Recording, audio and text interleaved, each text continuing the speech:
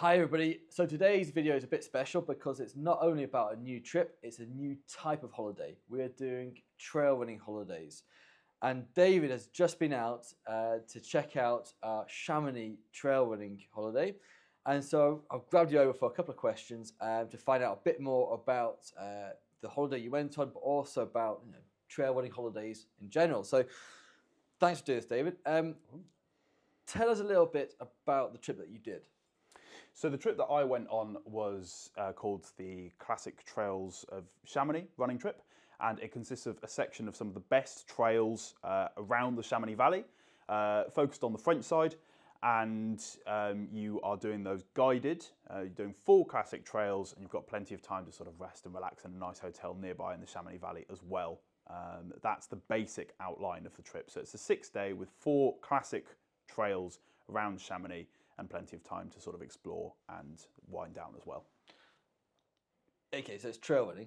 It does sound quite difficult. How hard was it? So I think the main thing is that, trail and fell runners will be used to this as well. There's a lot of ascent and descent on the days, but it does generally follow the pattern of you start the day with a climb. Certainly on the mountain days, you start the day with a climb, and that climb could take up to a couple of hours, and then you'll either descend back down or you'll do a bit of a balcony run along and then you'll descend back down. So the climbs and the descents are long, they're sustained, they're steep, and they're fairly technical, but there are plenty of breaks in between. You will get given some coaching by the guide on how to do this as well. So you're not just going into it blind, and there are plenty of stops en route, including a couple of well-earned rest, coffee and cake stops at the huts further up as well. So it's a manageable pace. The guide will keep the group together and let the group go as it goes, and it's not a race. You're out to enjoy the day. I was going to say, because you mentioned about stopping and cake eating, did you have much downtime? Because to me, looking at trail running, you're thinking of like a couple of hours at a time, maybe 5-6 tops. But did you get much downtime? Yes, you do. One of the best things about this trip is the care that's given to the post-run part. So you're staying in this lovely hotel just outside of Chamonix. You've got plenty of time to explore Chamonix because that's when most of the runs finish.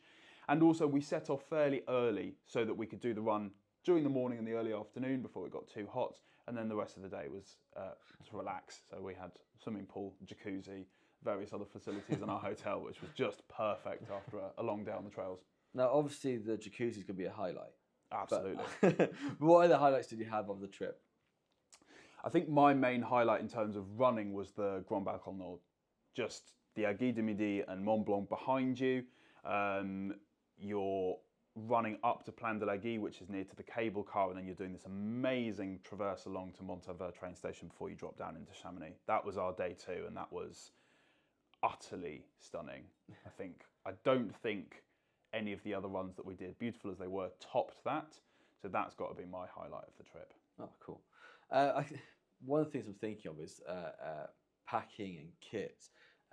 Do you take specialist kit? What was the equipment that you took like? What do you recommend?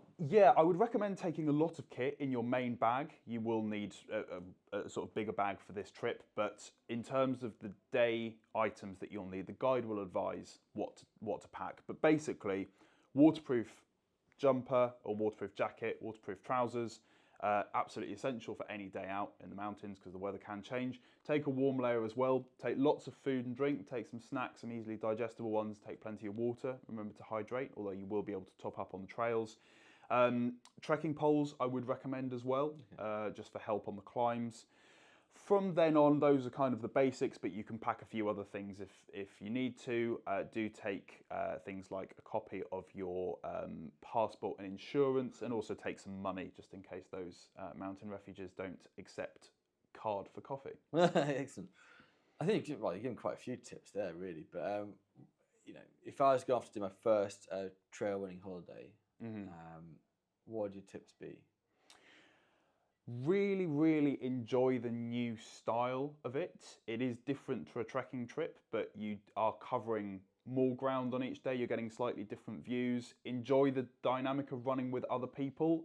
Really, really don't underestimate how amazing a guide can be for your first trail running trip as well.